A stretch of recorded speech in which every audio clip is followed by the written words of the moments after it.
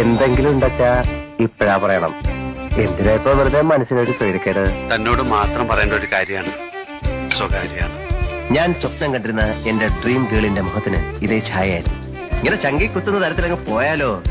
അഭിനയമല്ലേ സുഹ്റ, സത്യത്തിൽ പ്രേമമല്ലേ, അതിതീവ്രാനുരാഗം. അത് ഉള്ളിൽ നിറഞ്ഞിട്ട് പുറത്തേക്ക് ഒഴുകുന്നത് ഈ ഫോമിലാണെന്ന് മാത്രം. ധൈര്യം ഉണ്ടോടി നിനക്ക് ഈ അവതാരത്തിനെ ആവാഹിക്കാൻ? ഞാൻ മാരി ചെയ്യട്ടെ എങ്കിലേ എന്നോട് പറ ഐ ലവ് യു.